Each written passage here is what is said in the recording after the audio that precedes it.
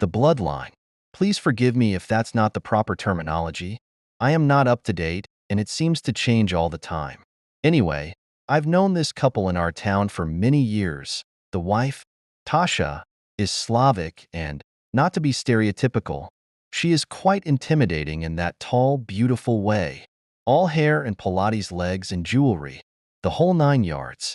And the husband, Brian, is local. We were actually at high school together.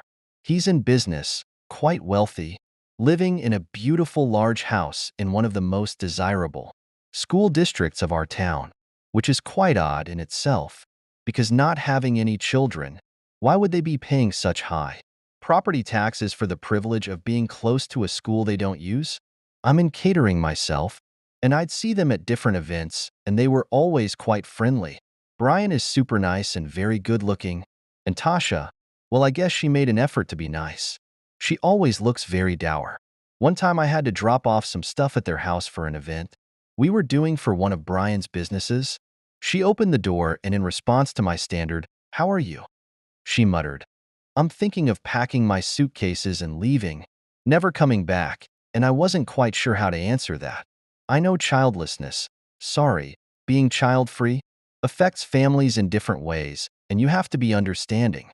With the pandemic, of course, all the events and catering everything shut down, and to keep myself afloat, I picked up some cleaning gigs. I put the word around and Brian reached out, and soon enough I was there twice a week, cleaning their beautiful big house. Brian was definitely one of the most well-connected men I knew, and I meant to do a great job and cultivate business for after this pesky pandemic was over. It wasn't easy though. It was clear Tasha had very high standards, and she would come and stand there, watch me critically as I was mopping the floor or dusting their precious knickknacks and elaborate flower and candle arrangements. And then there were 5 bedrooms, all decorated beautifully. I vacuumed and dusted away, never knowing when Tasha would be standing silently at the door, her arms folded across her shapely chest, bright blonde hair cascading down her shoulders, ready to point out an extra task or something I'd missed.